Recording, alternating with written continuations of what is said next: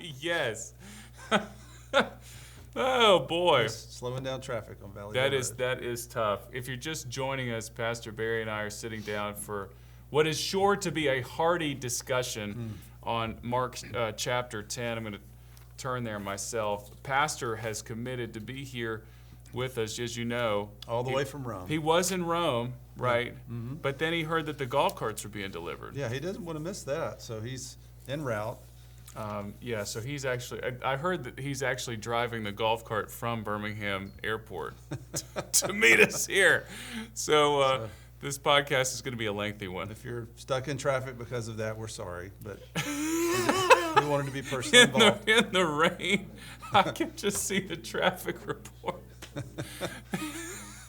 There appears to be an elderly man driving a golf from the airport. Oh boy, Joanna, how fast? What is the land speed record for a golf cart? Get those numbers on my desk immediately. I want to know. I want to know like what people have. I'm sure somebody strapped a jet engine to a golf cart. Yeah, that would not surprise me. Is it electric or gas? Do you know? I'm pretty sure it's electric. Okay. So I know you grew up golfing a whole lot. So give me some of the best escapades you've ever had in a golf cart. Did you ever roll one over or anything? I never rolled one over. What's it say? 150. Oh, wow. 150 miles an hour? All right, never mind. Pastor will be here in 3 minutes. 150 miles an hour. I never rolled one. I did throw someone out of the cart. Yeah. Just with the hard. On purpose? Well, it was just a hard left, and he went flying out Didn't answer the question. but he ended up on the ground. But he was okay. Were you guys actually playing golf, or was that just messing around? We were playing, but we were messing around in between shots. So. Give me did you ever have a hole-in-one when you were playing golf? No. And I never was that good. I really didn't play that much. It was just more for fun and casual, but I did work on the golf course. Yeah, you knew like the management and everything. Yeah. It's a hard business, right? It's a very hard business, especially from, April through October. It's a lot of hours and really, really demanding. But wintertime, it backs off a little bit. It's more of a normal type life. But so when I graduated from college, my initial schedule was I had every other weekend off. So it was 12 days on, 2 days off. Oh, okay. That was the rhythm, and it got a little better over time. But yeah, I know that the overhead on those places is just really, really high. The golf course that's near to our neighborhood, which I would always take my uncle to play over there when he was in town, but they've closed. They've closed twice since we've lived there, and we've only lived there 6 years. Oh wow. So it takes a lot of money. This was years ago, but one of the courses, let's say the maintenance budget's $1 million. Well, about half that is personnel, and then the other half is equipment and all the other stuff. So it takes a lot of money to make it look nice. Well, I think it's really fascinating, though, just the technique and the technology that they use to make it look. I mean, just so picturesque and everything. That to me, the Masters is coming up. That's like one of my favorite parts is just looking at the course. Like, how do they do that? They make it look so good. So I had a friend that worked at Augusta, and we got to go tour it, and got to ride around on carts and walk on some of the greens, and it was fascinating, absolutely fascinating. Because all the history, you think, oh, Jack Nicklaus hit this shot here, and this is where this happened, and but it really is a beautiful place. I got to go one of these days. I always get jealous because I see people, around the church that everybody's, got their Masters polo on. Yeah. My wife has actually been. She went a really long time ago with her dad. She still wears her Masters cap from time to time. Dylan, you and me need to go to the Masters. Do you even like golf? I like golf. Okay, he doesn't like golf. He's all right. I got to find somebody else to go with. It's probably expensive though. But I've heard once you get in, that the food is actually really reasonably priced. I've heard that too. They've kept it. They don't escalate with inflation, so that's actually really nice. The pimento cheese sandwiches and egg salad. My all mouth of is that. watering. Yeah. Can we talk about the inflation for a second? Let's get real political I here. don't know much about that. I'm going to get really. I don't know. I don't actually know anything about it. But I've just I've become I'm starting to say all the things that my parents said. Oh, yes. So I wanted to give the kids a treat the other day. They'd done so good. I'm like, you know what? I'm going to take you to McDonald's, which we really don't. I mean, you know how it is, big family. We don't do that too often. Yeah. But I'm thinking I'm going to get I had the four big kids with me, and I'm like, I'm going to get them Happy Meals, and I'll get something for myself. And I order the Happy Meals, and then I'm like, I'll just get something off the dollar menu. The dollar menu doesn't exist anymore, Joanna Horstman. $6 menu. It's I was like, I wanted to get a double cheeseburger. It was $3.49. Yeah, no longer $1. That's correct. That's You know not a how dollar. expensive the fries Are they It's even a box worse? of potatoes, right? Yeah. How it's a box. $2.50. It's just discouraging. So I just didn't get anything. But fortunately, the Happy Meals for the kids were only $28. And you got a deal. That's just ridiculous. Yeah, I got a great deal. Only golly. So so last week I had the rant on the water bottles. This week I had, maybe this needs to be a weekly segment where I just like Kirkwood's weekly rant. I like Next Kirkwood's week it could weekly- be eggs. A dozen eggs. It's almost $5. I was talking to somebody last night, and they said, yeah, I was just at the grocery store, but I had to go wide around the egg section because they had armed guards next to the eggs. That's funny. I thought that was pretty good. We got to talk first. Are you paying attention to March Madness at all? Yeah, a little bit. We made a bracket. Okay, good. Last I saw was in last place, but I did make a bracket. My name was in it to win it, and obviously I'm not winning. Yeah, that's why you were in it, but that's I not. was in it. Yeah. That's so I thought I was last place. Joanna, pull up the bracket real quick. So Joanna, for years, has been near the top of the office bracket. Her one. Well, I was She's getting a to that. Defending champion. Joanna is the defending champion in the office bracket. Now don't get any ideas. We don't have any money on this, at least not officially. So just quit if you have any complaints about that. Send it. That's Jay McGukin at valleydale.org. But Joanna won last year, and then and so I decided to follow Joanna's strategy. And you know what her strategy What is? is the strategy? Is it the mascot or? No, it's even better than that. She just what is it random? Is to be completely apathetic towards a and not care at all. Joanna's. Maybe about 98% random. Every now and then I'm like, that one looks like one I might want to flip it around on, like the Creighton, Yeah. Louisville. So Joanna has this interesting strategy. It's this woven tapestry of complete apathy mixed with women's intuition.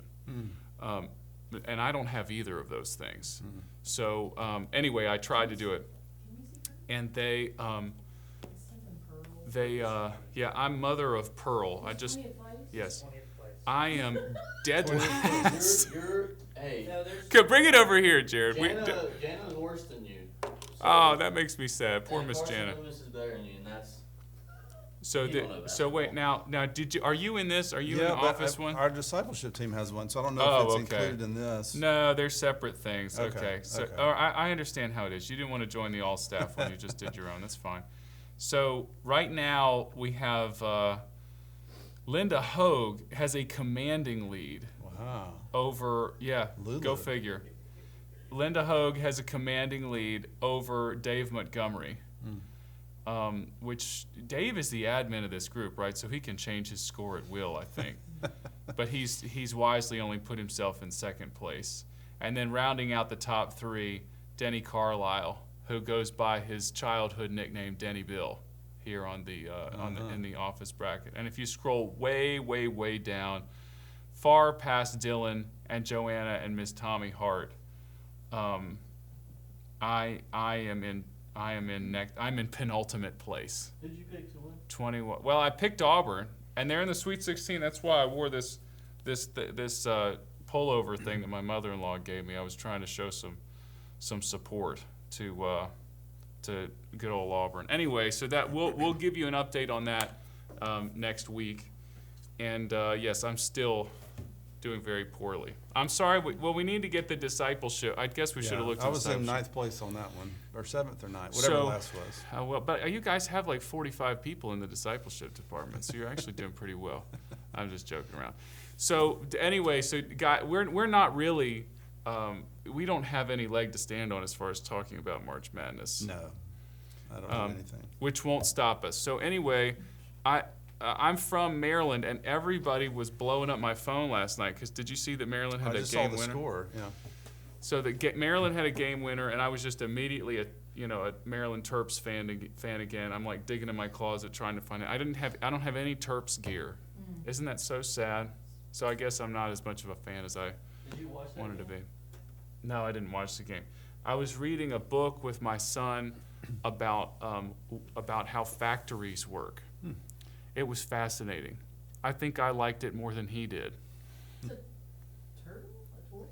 Yes. They hit a 3. Colorado State hit a 3 with like. 5 Yes. seconds. Colorado State Go should have up put by it 1. away. Yeah, and then they just couldn't stop that dude. Maryland advanced the ball, bank shot. He called a game. He's a freshman. Sweet 16. He's a freshman, really? He's 18. It's weird, Pastor Barry, watching these, and they're just kids. They're so, like I looked up, even the guys that have been in the NBA for like 100 years, you're like, man, that guy's got to be old. Oh, no, I'm 5 years older than that guy. I'm 10 Yeah. years older than that guy. Yeah, I It's mean, weird. LeBron has been in the year 20-something years in the league, and he's early 40, 41, something like that. Yeah. That's young. But yeah, it's quite young indeed for us aged I men picked sitting here. them You picked LeBron to win? to win. Maryland. You picked Maryland to win the whole thing? No. Oh. That game. Oh, that game. Okay. The Terps, come on. The Terps, babe. Let's do it. I didn't even know they were a thing. All right. So, what is there anything else we need to talk about? Okay. So as we get into the message, Of course. I need to ask your experience with Popeye's chicken because this was a big illustration. Dylan, have you been to Popeye's much? What is this something that you grew up with? I grew up in the north. I don't think Popeye's exists up there. I grew up in Alabama, but Popeyes is big in Louisiana. We're working on him. He's going to be more of a conversationalist here soon. So what about you? I Dylan love, is our resident. I just love giving him a hard time. Okay. yeah, Popeyes is great. I loved it in college. It was, I visited there frequently, but I haven't been there in What was the a thing long that time. what was your go-to when you go? I Would think you? it was a chicken finger or something like Yeah. that. But apparently they've come out with a good chicken sandwich, I've heard, in the last number of years. I haven't tried it, but We need to go. Well, you've already got a lunch thing today. We'll talk about that in a minute. But I need to go. Maybe we'll go. That's Joanna. Next creative lunch. Let's go to Popeyes. On it. I'll make reservations. She's absolutely make reservation for Popeye. But I like that illustration. That made a lot of sense. Like the idea of serving people instead of putting yourself above them. yeah. So Cheryl wrote a book on that called Dare to Serve, and I looked at that, and yeah, she just made the decision early on, like I'm going to do it different this time, and I've got this position to serve people, and she did it really well. But it was interesting. They not only chose to serve them, but to love them, and they didn't even like some of them. Yeah. But they made the decision anyway, and the franchise owners felt respected, they felt valued and loved, and they performed better, and the restaurants performed better. That's an interesting distinction, right? Because you don't have to like somebody to love them.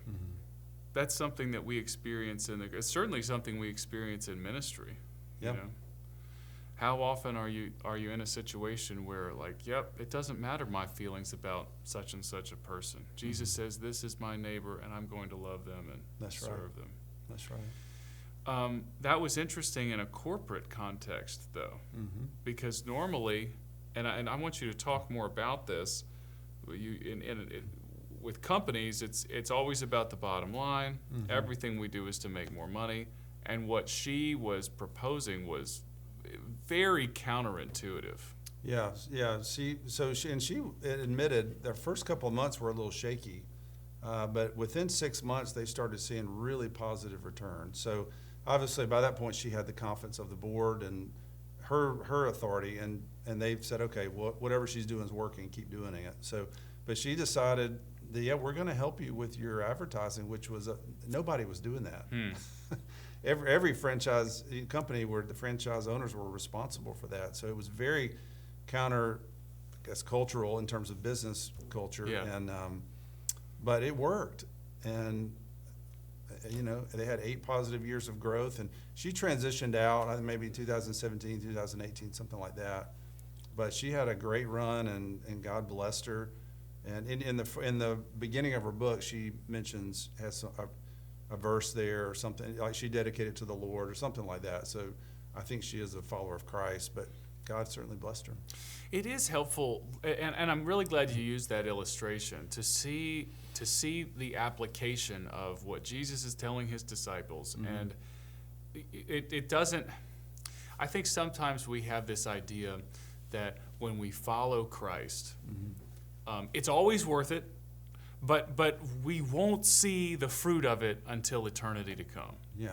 And in some respects that is true. Yes. But that's a great example of, like, she followed what the Lord was, this principle that the Lord offered her, and then almost immediately. Yeah. So it works not just in church world. It works in business because it's a principle, and that principle can apply in either area. And God certainly gave her favor.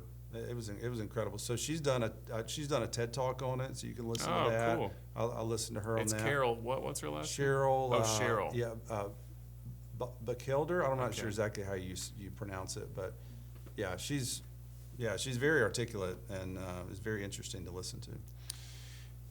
So we're talking about this principle of us putting ourselves under other people to serve other people, and the text that you were talking about which is always one that I laugh at. Jesus talking to the sons of thunder, who take Jesus aside and say, "Oh, let us sit at your right hand and your left in your kingdom." Mm-hmm. You have to wonder, was Jesus holding back a smile like these guys? It makes me wonder, I guess we could speculate, is Jesus like holding back a smile like these guys don't know what they're asking? Or is he just furious because, like, you guys don't get it? Like, yeah. What do you think? I think he's patient, and it's like Psalm 103 says, he remembers that we are but dust, So, and I could be wrong, but that's just how I would see it. Is, guys, okay, let's go over this one more time.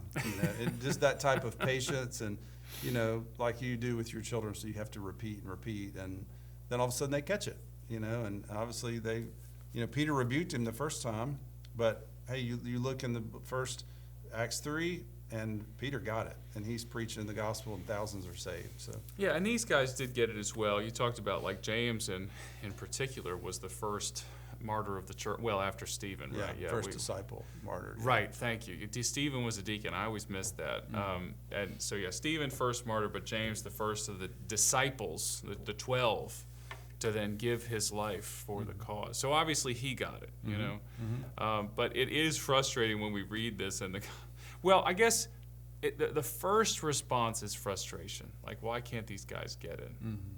But shouldn't our next response be one of gratitude and humility? Like, because how often do we not get it? Oh, daily. Yeah, all the time. Yeah. We all miss opportunities. And even with the lunch thing today, there's times I've missed not taking advantage of talking with him.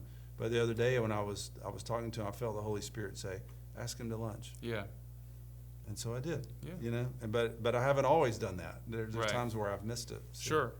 Well, and I think that just shows the grace of the Lord. Even when we miss an opportunity, He will prompt us again. Mm-hmm. He'll so often He gives us that opportunity again. You talked a lot a bit about, like, our search for notoriety and fame, and how that always comes up empty. It seemed like you were maybe coming from some kind of personal place there. It seemed like something was. You want to talk more about that? Not a whole lot about that, but yeah, certainly I've struggled with that. I mean, especially. I think that it's a universal struggle. I'm not singling you out. I'm just saying, like. Yeah. So many people, they have a struggle. They're like, "Oh, I can't believe I feel." You talk. Well, it's.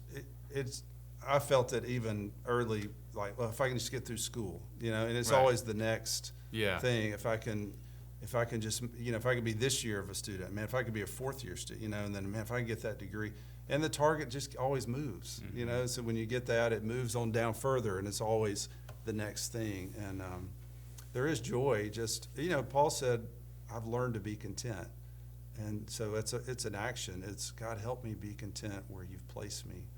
And I'm still a work in progress on that. But, that's certainly, I have struggled with that, for sure. Yeah, we're all work in progress, Pastor Barry. That's a huge part of my personal testimony. Is just the times when I was just spinning my wheels, looking for some kind of fame or notoriety, as opposed to being content with where the Lord had placed me. And honestly, brother, that's something that I see in you. You've modeled contentedness for me, and I believe for much of the staff, so I appreciate that, and I appreciate your vulnerability there. There's something that's that is so important about the preacher of the word, like you did yesterday, also placing himself in the midst of the congregation. Like, this is a universal struggle. I'm not immune to this. Right. For whatever reason, the Lord's got me here to preach it, but and it still needs it. That's a strange tension, is it not? It is. It is something we have to wrestle with all during the week. Like, if the Lord I have to engage first with the text. I'm sure Pastor would say the same thing, that God is dealing with me first. If not, it just bypasses you, and you miss the blessing. Dr. Stanley used to talked about that years ago. Like, it has to deal with our heart first, and then it becomes. It goes through us, but it doesn't just go to our mind, but to our heart. So, and it'll be, Lord willing, the same thing this week, just dealing with the text and praying over it. And God, what are you trying to say to my heart? What are you saying to our church? Yeah. You want to talk a little bit more about this week before we close up shop? Yeah. So, blind Bartimaeus this week, Jesus, as I said yesterday, asked him the same question: what do you want me to do for you? And he has a completely different response. So, just the little that I've looked so far, it's they're still on their way to Jerusalem, but they're at Jericho. You think about Jericho. Wow. And I thought about the song, Joshua fought the battle of Jericho. Yeah, that one came to mind. Yeah. But all that happened at Jericho, a miracle obviously happened there, and then we have another miracle that happens. And this is the only time I believe in Mark that we get the guy's name of someone that Jesus healed.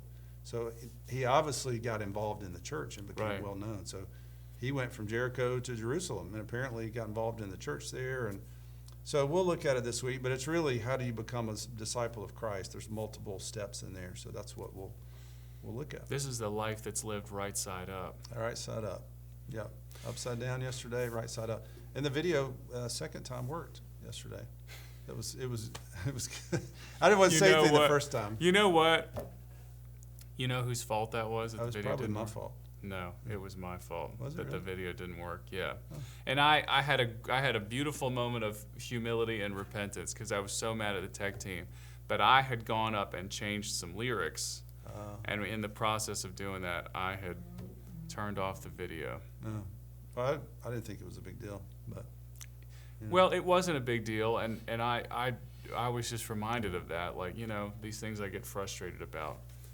Don't sweat the small stuff. No one right? else knew it but us.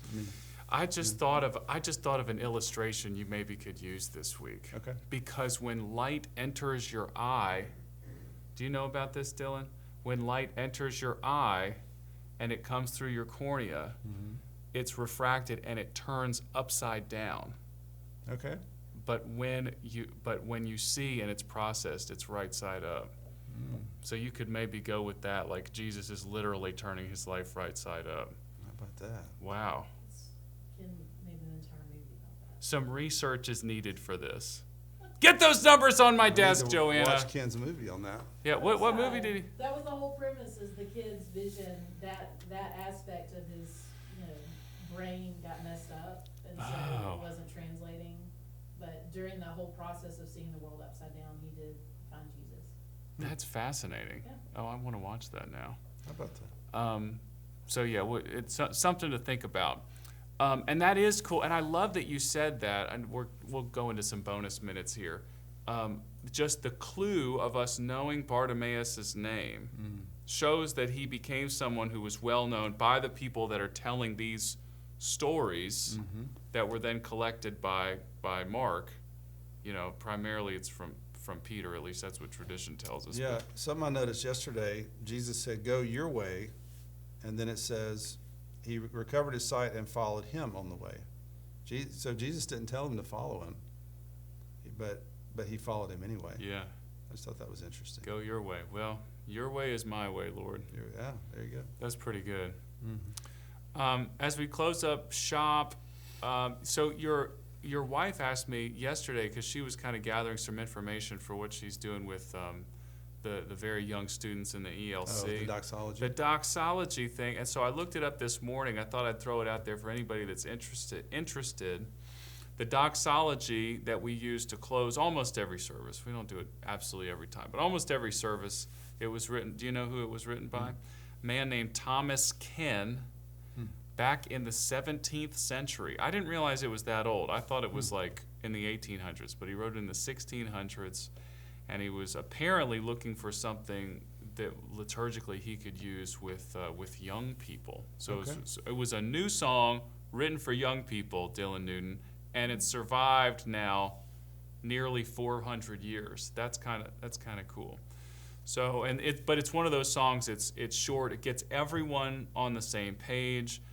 It's so clear in that it's about praise. It's so Yes. clear that it's about the triune God. Yes, great theology. It's great and you can use it to open or to close the service, which is why it's one of the things that has stayed true even in the Baptist world, where we're just not very liturgical. You know, not Right. super liturgical, but that one thing is held on. So I like to hold on to it.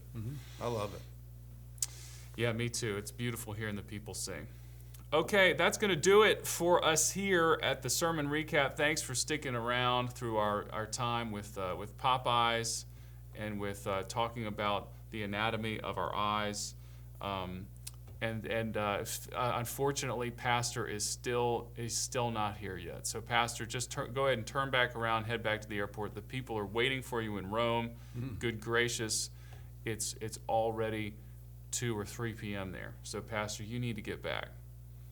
And any last words? So his car didn't drive 150 miles an hour. Apparently not. It looked like one of those Ferraris, but it doesn't have the same giddy up. I can't wait till he drives one of those things. We're going to make such a silly video. That's going to be great. All right. Anything else you want to say? No, hope you have a blessed week, and no midweek this week. That's right. Spring break week. Spring break. Yeah, if you guys are traveling, watching us as you travel, we're sorry, but thank you for joining us, you know. Absolutely. I love that joke about the pastor. I've said this like 4 times. I'm just going to keep repeating it. The pastor who tweets out like, "If you don't come to church on spring break week, how dare you? Besides, you're going to miss our special guest preacher." It's a thinker. Thinker. Say goodbye, Pastor Barry. Have a great week. God bless.